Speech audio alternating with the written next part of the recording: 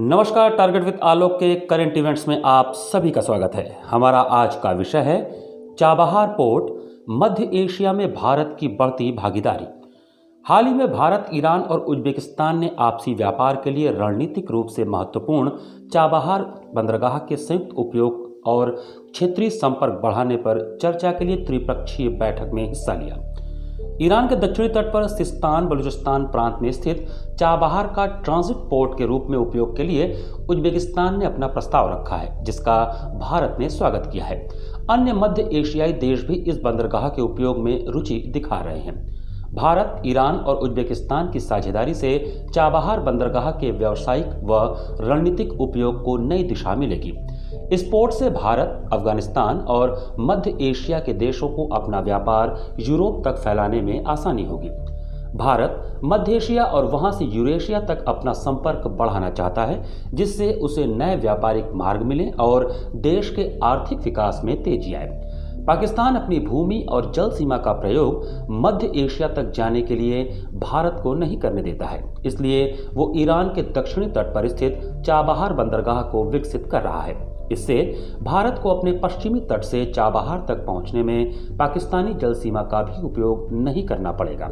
भारत इस बंदरगाह के व्यापारिक उपयोग को बढ़ाने के लिए मध्य एशिया के देशों को साझेदार बनाना चाहता है, जिससे उनके प्राकृतिक संसाधनों जैसे तेल, गैस इत्यादि तक पहुंच बना सके।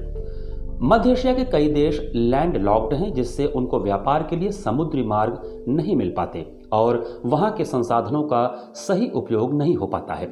चाबहार से जुड़ने पर मध्य एशिया के देशों की गरीबी भी दूर होगी और उनको नए व्यापारिक साझेदार भी मिलेंगे। भारत को इन देशों में व्यापार बढ़ाने का मौका मिलेगा और अंतर्राष्ट्रीय उत्तर दक्षिण परिवहन कॉरिडोर के भरपूर उपयोग की संभावना भी बढ़ जाएगी, जिसकी स्थापना में ईरान, भारत और रूस की मुख्य भूमिका थी।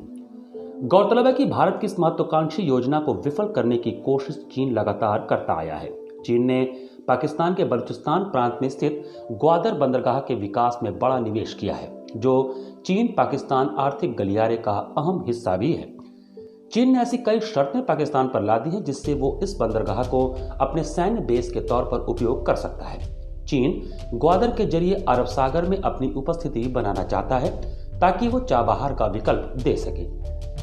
उल्लेखनीय है कि पिछले 4 वर्षों से अमेरिकी सरकार द्वारा ईरान पर प्रतिबंध लगाया गया है और ये प्रतिबंध तीसरे देश पर भी लागू होते हैं। इसलिए भारत को चाबहार विकसित करने में समय लगा और वहां से तेल आयात भी बंद रहा।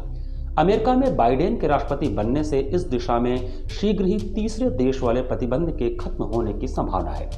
अमेरिका ईरान संबंधों की वजह से इस परियोजना में काफी विलंब हो चुका है, लेकिन अब इसमें तेजी लाने की जरूरत है। चीन को रोकने के लिए ब्लू इकोनॉमी को बढ़ाना जरूरी है और मध्य एशिया के देशों को कनेक्टिविटी भारत चाबहार पोर्ट के जरिए दे सकता है।